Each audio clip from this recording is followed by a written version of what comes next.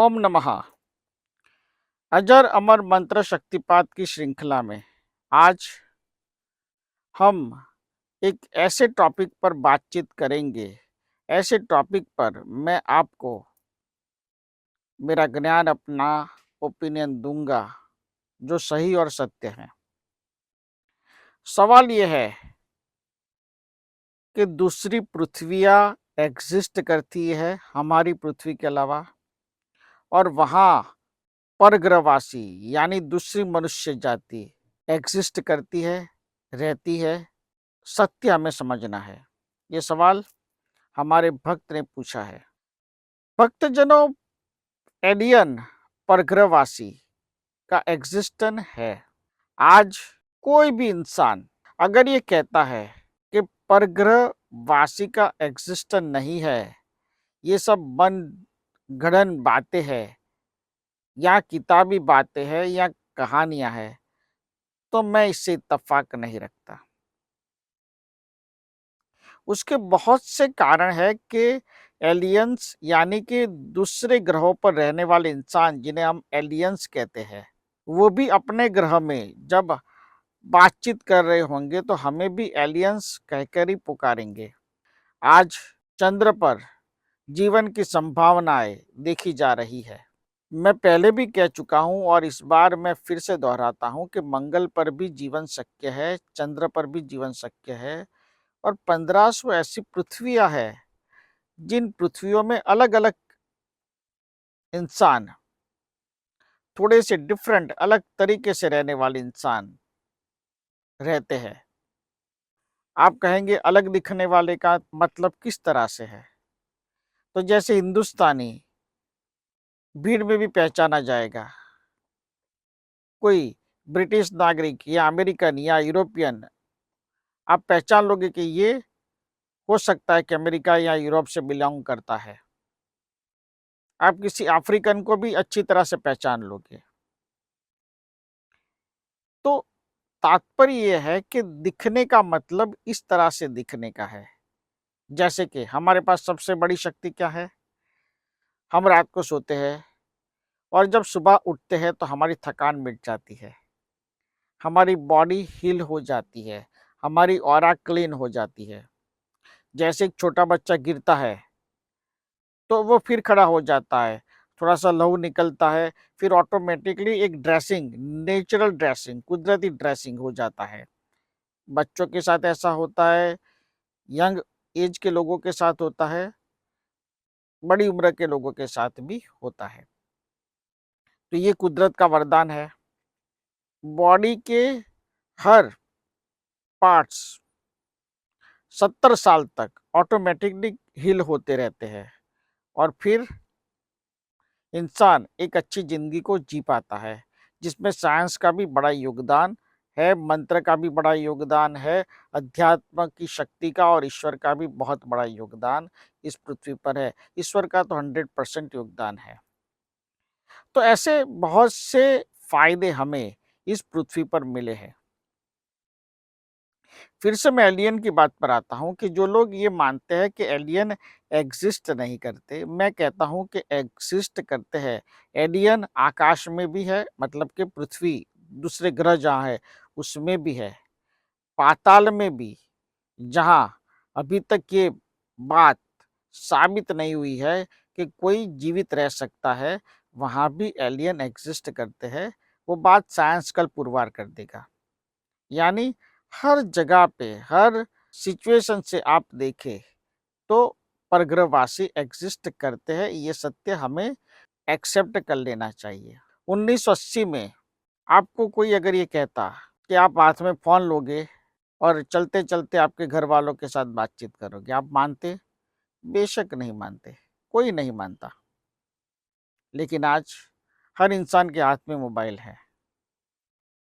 आपका स्नेही स्वजन, आपके परिवार का सदस्य कहाँ है, वो भी आप लोकेशन ट्रैक करके पता लगा सकते हैं कि वो इंसान अभी इस वक्त इस लोकेशन पर है। कितनी टेक्नोलॉजी ने आज आविष्कार कर दिया है।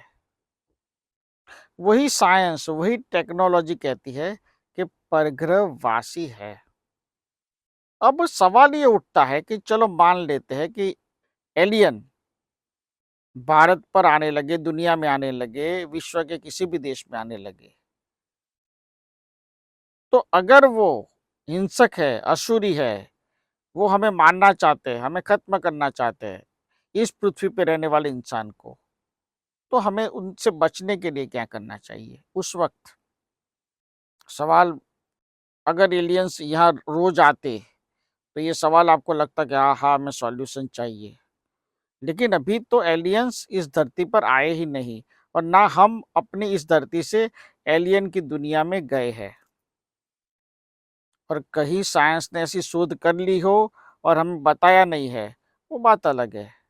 मैं तो ये मानता हूँ कि नासा जैसी बड़ी संस्था ने, ऐसे बहुत सी संस्थाएं जो दुनिया भर में है, उन्होंने ये बात को खोज लिया है कि एलियंस एग्जिस्ट करते हैं।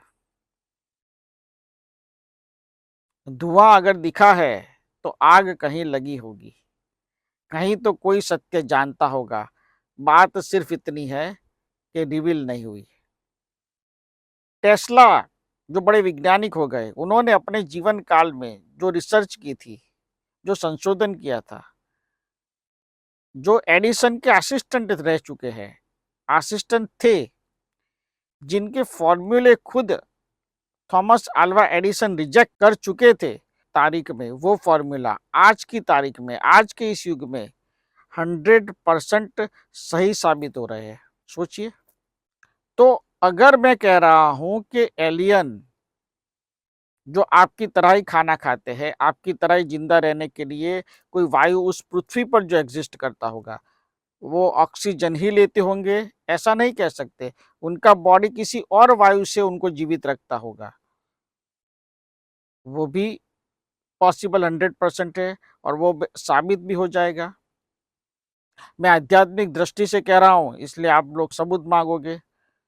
अगर नासा ये कह देगी कि एलियंस है और कल हम पर हमला करने वाला है, तो आप टीवी के सामने बैठ जाओगे और समझोगे कि हाँ, ये तो सही है।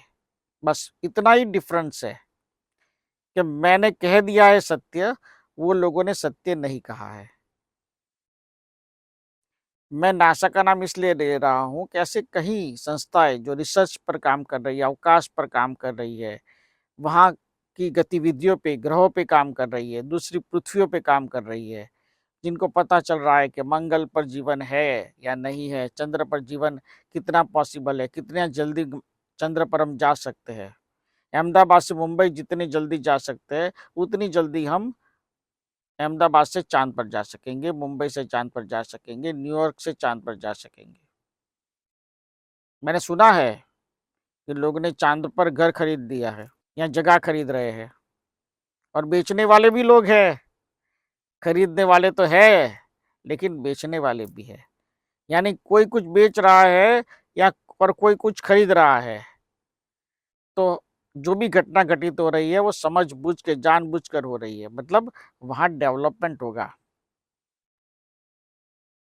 किसी को पता चल जाता है कि सरकार यहाँ रोड ला रही है, सरकार यहाँ कोई बड़ा प्रोजेक्ट करने वाली है, तो ज़मीनों के भाव आसमान छू लेते हैं। आपने तो एक्सपीरियंस किया होगा। थोड़ी-सी भनक पड़ी कि गवर्नमेंट यहाँ कोई बहुत बड़ा प्रोजेक्ट कर रही है। लोथल में गवर्नमेंट 400 एकड़ में बहुत बड़ा ऐतिहासिक प्रोजेक्ट बना रही है।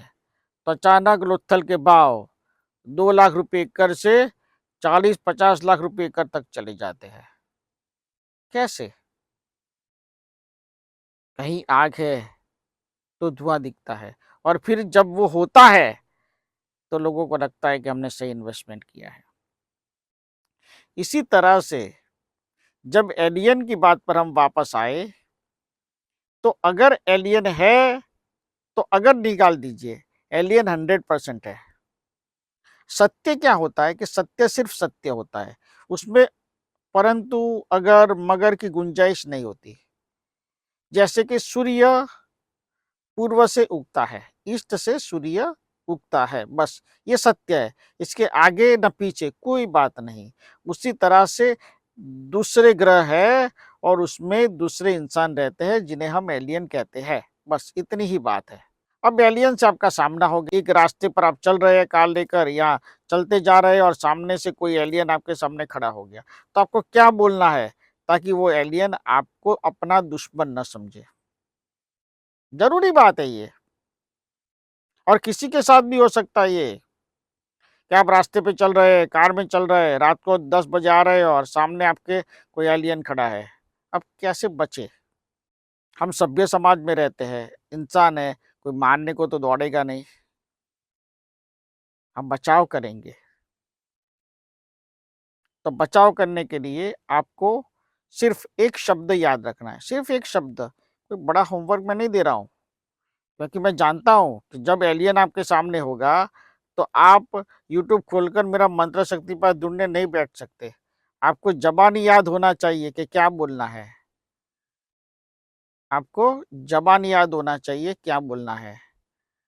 आपको बोलना है ओम त्रताम, ओम त्रताम, ओम त्रताम।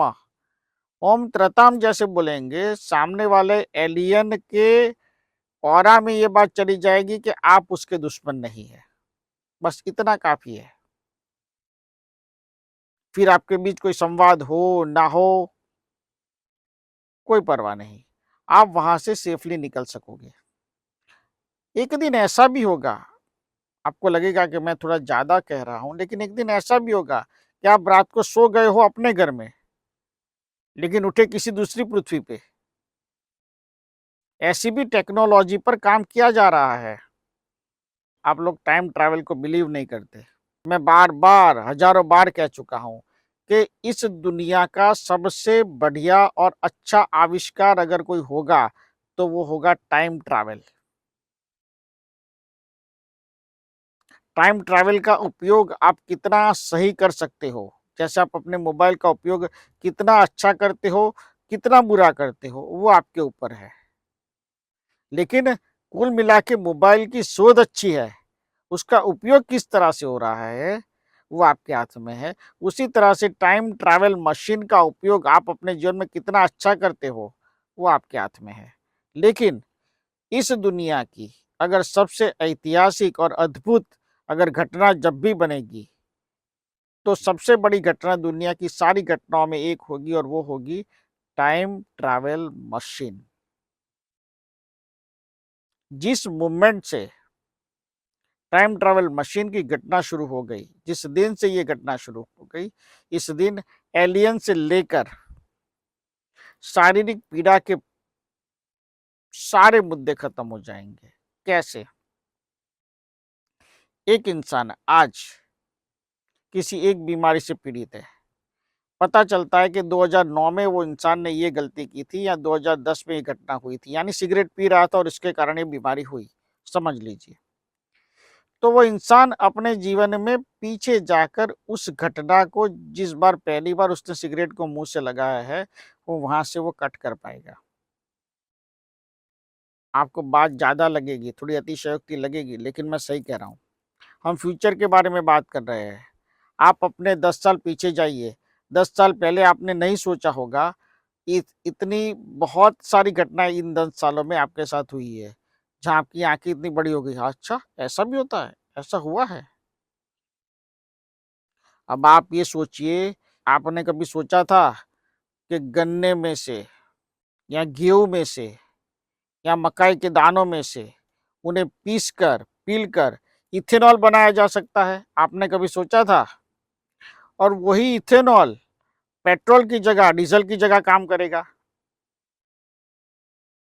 और वो भी पर्यावरण को सुरक्षित रखेगा, पेट्रोल, डीज़ल की बचत हो जाएगी।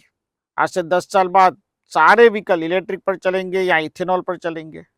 आज जब मैं कह रहा हूँ, तो इलेक्ट्रिक से वाहन चलने वाले तो आपने सुन लिए, एडवर्टाइज़मेंट भी देख ली, वाहन चलाकर भी देख लिया। लेकिन इथेनॉल पर वाहन चलेंगे, मशीनरीज़ चलेंगी, बड़ी-बड़ी कंपनियाँ चलेगी। डीज़ल की, पेट्रोल की आवश्यकता कम हो जाएगी। और वो इथेनॉल कहाँ से मिलेगा? आपके गन्ने में से वो इथेनॉल निकलेगा। ये आपने सोचा नहीं, आप अभी-अभी समझ रहे हैं पिछले 1-2 साल से, सुन रहे हैं। इसका रिसर्च तो बहुत पहले हुआ है, लेकिन आप लोगों तक पहुँचते-पहुँचते एक 10 साल बीत जाते हैं। आपकी कार पानी के पास आ जाती है, तो आप आपकी कार को नदी में नहीं ले जा सकते। 2-3 साल में ऐसी गाड़ियाँ भी आ जाएगी कि आप अपनी गाड़ी को नदी के पास ले गए और वहाँ से एक स्विच दबाई, तो आपकी कार नीचे से बोट की तरह हो गई। आपने पानी को उस कार में पार कर लिया, जो बोट बन चुकी है, और वहाँ से जब आप रास्ते पर आए, तो आपने फिर से अपने पहिए बाहर निकाल लिए। ऐसी भी गाड़ियाँ बिकनी शुरू होगी। ये सब आप जब भी R&D करेंगे, रिसर्च करेंगे, तो आपको ये बात सही लगेगी। इसी तरह से जब आप एलियन की बातों पर जब मैं बोल रहा हूँ, तो मैंने बहुत डीप एनालिसिस किया है। जैसे कि एक पृथ्वी पर जो मैंने एनालिसिस किया है, मैं उसकी एक घटना इस प्रवचन में बताता हूँ। एक पृथ्वी पर एक ऐसे इंसान रहते हैं जिनकी 3 आँखें हैं, दोनों हाथ है, दोनों कान है, सब कुछ हमारी तरह है, सिर्फ 3 आँखें हैं। और हम जानते हैं थर्ड आई के बारे में, हमारे आज्ञा चक्र पर तीसरी आँख है, भगवान शिव की तीसरी आँख है। अब 3 आँखों वाले 1000 से भी ज़्यादा इंसान एक पृथ्वी पर एक्सिस्ट करते हैं। आपके सामने 3 आँख वाला कोई इंसान आ गया अभी, तो आप समझेंगे अरे यार, ये तो एबनॉर्मल है। ऐसा नहीं है। ऐसे अलग-अलग पृथ्वी पर अलग-अलग इंसान अलग-अलग शरीर के साथ रह रहे हैं, जैसे हम इस पृथ्वी पर रह रहे हैं। तो एलियन आए तो क्या करना है, वो मैंने बताया है। ये मैं बोल रहा हूँ, तब ये शब्द आपकी स्क्रीन पर डिस्प्ले होता रहेगा, ताकि आपको याद रहे। आप अपने मोबाइल में या पेपर पेन से लिख कर रख लें। काम आपको भी आएगा और आने वाली आपकी जनरेशन को भी ये शब्द काम आएगा, क्योंकि अगर एलियन से सामना हो गया, तो एलियन आप पर हमला न करे और आप एलियन पर हमला ना करें, और इस शब्द के प्रयोग मात्र से आप सिर्फ इसे इंडिकेशन दे दें कि आप इसके दोस्त हैं। ओमकार का दिव्य चैतन्य और आशीर्वाद आप पर बना रहे, और अच्छे एलियन के साथ आपका नाता जुड़े, ऐसी मेरी ओमकार के दिव्य चैतन्य से प्रार्थना है। ओम नमः, ओम नमः, ओम नमः।